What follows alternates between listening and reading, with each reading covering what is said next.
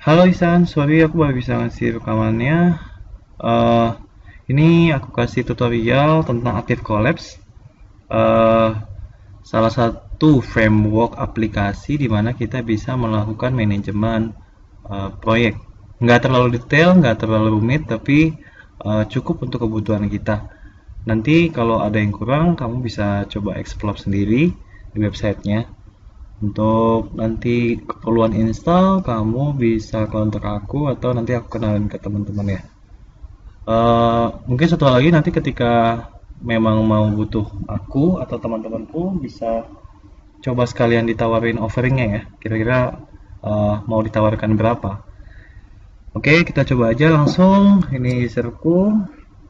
Eh, ini tampilan awal Active Collabs.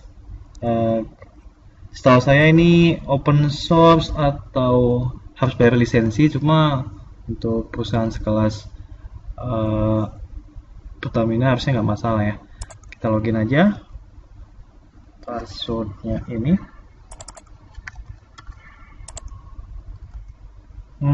Kalau dilihat sini kita sebenarnya bisa memanage aplikasi ini baik di desktop maupun desktop itu versi web ya atau versi mobile. Jadi benar-benar mobile aplikasi ini. Setelah login, uh, kita akan ditampilkan pada halaman utama.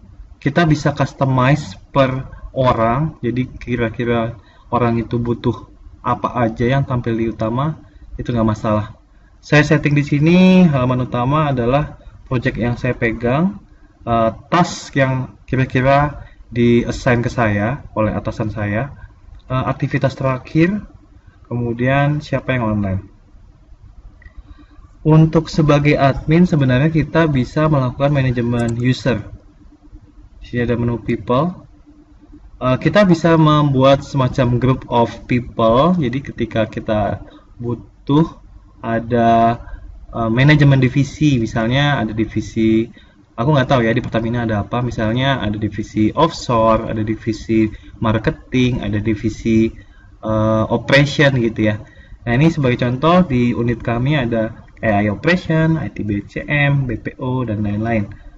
Nah ini ada member-member yang ada di grup itu. Setelah itu kita bisa melakukan edit profile, itu hal yang biasa ya. Ini saya. Kemudian selanjutnya adalah kita masuk ke tadi home screen sudah ya. Pertama kali kita login masuk ke sini. Ini adalah manajemen people. Nah, yang paling penting mungkin yang saya dengar dari Ihsan adalah bagian manajemen projectnya. Kita bisa lihat di sini saya terlibat dalam dua project, patching OS dan proses nota pesanan. Langkah-langkahnya mungkin simple ya. Ini manajemen timeline kalau mau lihat. Kebetulan ini sudah finish di 2014 sebenarnya, jadi nggak begitu kelihatan. Tapi kita bisa manajemen project. Saya kasih contoh aja ya. Misalnya saya mau buat project sebentar.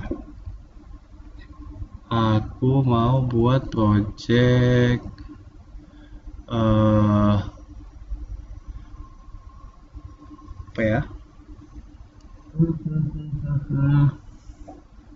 Project migrasi. Saya akan buat namanya project support migrasi data HUT. Leadernya kita bisa pilih, kebetulan manajer saya Saludin Ardi, kategorinya IT BPO, SDP Operation, unit saya, new,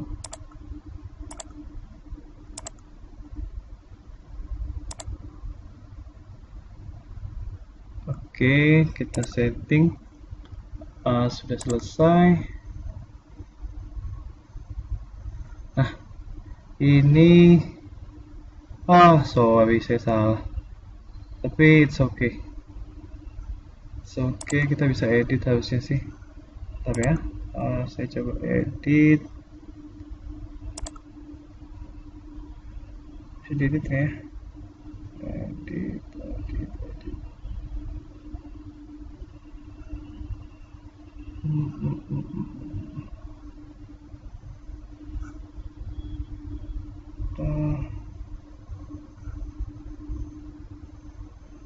Oke lah, nggak masalah. Ini kan cuma contoh aja ya. Anggaplah, harusnya ini karena saya di SDP Operation, harusnya masuknya ke SDP Operation, tapi nggak masalah. Oke, ini kita sudah masuk ke projectnya. Kita bisa setting projectnya dengan, sorry ini belum ada ya. Ini projectnya, kita bisa masuk ke dalam project.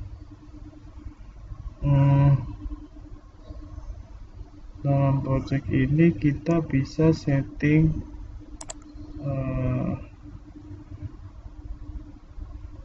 kita bisa buat milestone misalnya. Nggak bisa. Sorry. Saya tergabung dalam SDP Operation, jadi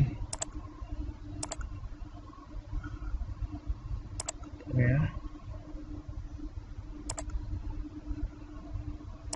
Oh, ini ada shortcut ya. Tadi ada nama project. Jadi secara struktur itu pertama di level project, kemudian di dalamnya ada milestone, ada task. Yang lainnya adalah item-item simple.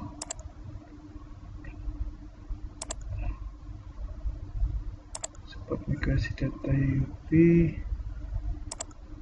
Sepertinya saya harus menjadi leader apabila mau membuat project. Saya coba tambah lagi ya. Tambah project lagi, kita buat SDP Operation new.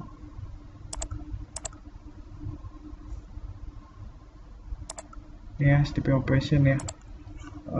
Kita buat migrasi ke CS, kemudian kita create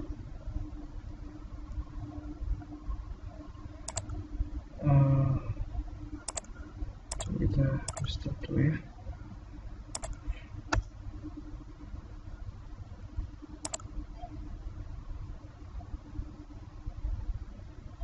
Project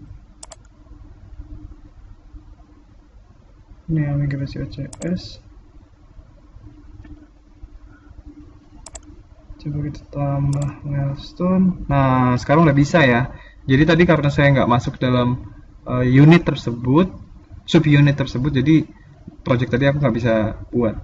Misalnya di migrasi OCS ini saya akan tambahkan milestone. Pertama kita tambahkan design review. Due date-nya bisa kita setting misalnya tahun kemarin. Ini karena udah project berjalan ya, anggaplah 22 Desember sampai 30. Design review, design and planning, review migrasi OCS. Milestone, ketika sudah tambah milestone, kita bisa tambahkan task.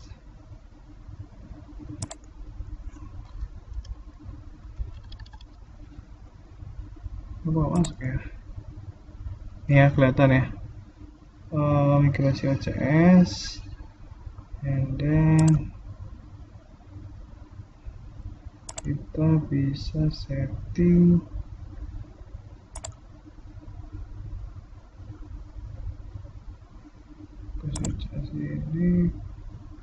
ini ya, sudah masuk.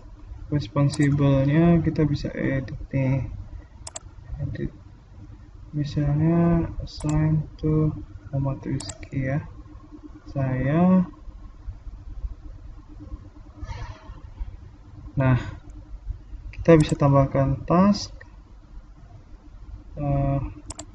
Misalnya dalam desain review itu ada koordinasi dengan tim Huawei.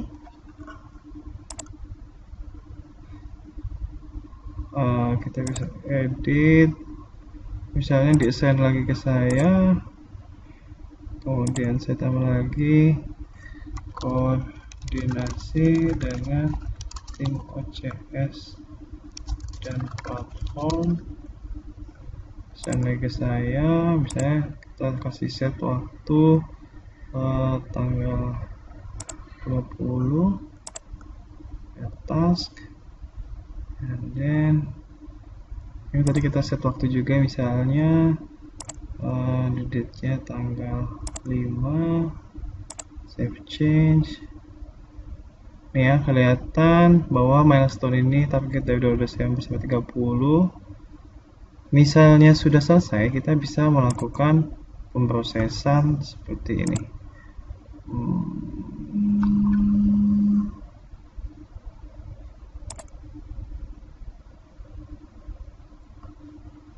Oke. Kita bisa melakukan attach file seperti kebutuhan Ihsan. Kita bisa pilih dokumen apapun dimasukkan. Kita ambil contoh saja. Ini. Misalnya, ini hanya contoh saja ya. Itu sudah selesai. Jika sudah, kita bisa melakukan, kita juga bisa bikin to-do list, kita bisa bikin catatan, misalnya ada, atau kita bikin forum diskusi, bikin topik-topik sendiri, kita juga bisa, atau hanya sekedar membuat library dokumen untuk satu buah milestone. Jika sudah, kita bisa melakukan setting complete, artinya proses ini sudah selesai. Kita juga bisa melakukan reopen lagi jika kita belum reviewnya. Oke, kita coba lihat lagi ya. OCS project. Nah, ini akan muncul ada my assignment jika kita telah mengassign orang di dalamnya. Ini ada overview-nya. Kita bisa lihat dari sisi milestone, timeline. Kelihatan di sini.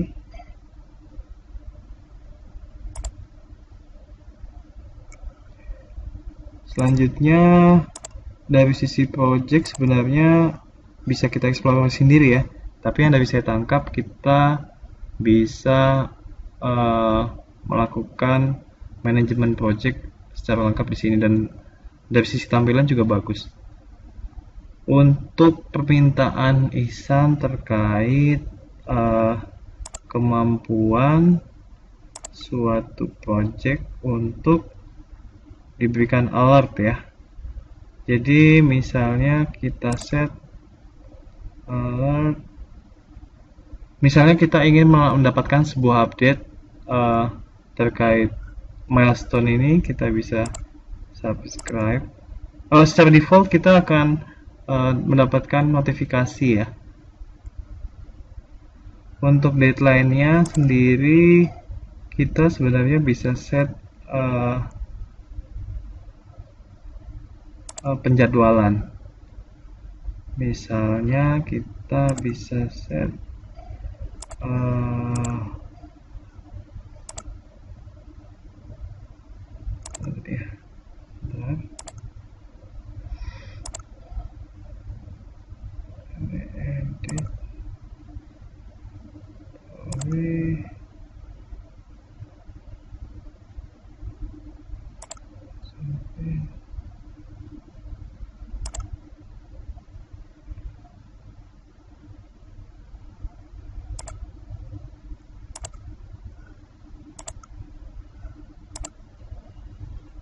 secara default subscription itu akan memberikan notifikasi email sih. Saya lupa settingannya di mana. Yang jelas kita bisa setting email, setting alert apabila suatu bagian subproject. Ini saya sebut projectnya adalah OCS. Kemudian tadi kita lihat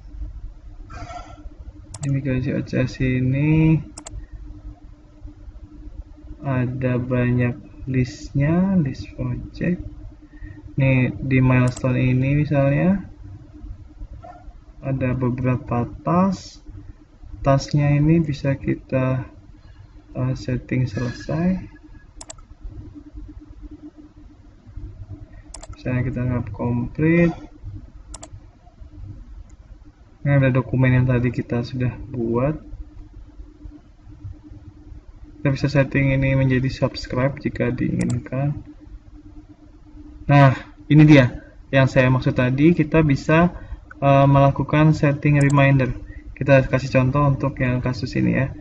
Kita hover di atasnya, kita pilih, lalu kita buat set reminder misalnya. Set reminder ini akan menyebabkan sistem mengirimkan email kepada orang yang di-assign. Kita bisa set kemana aja. Misalnya mohon eksekusi segera. Mohon telah tereksekusi pada waktu yang ditentukan. Untuk waktunya sendiri bisa kita setting manually, just like that.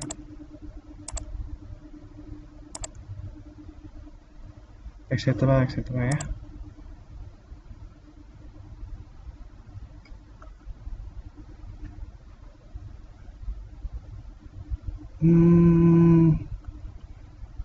Selanjutnya saya akan review, ada kalender, ini fitur umum untuk melihat kegiatan-kegiatan, ada reports and filter, ini bisa kita lihat sendiri. Ini adalah semacam customized dashboard. Lambang ini untuk menghitung main day sebenarnya. Nanti untuk customisasinya mungkin bisa kita obrolin lebih lanjut jika tertarik. Oke, itu semua gambaran umum tentang Active Collabs. Kalau mau ada yang ditanyain silakan kontak aku, Gmail aku. Kita set waktu aja lagi. Thank you, see you ya.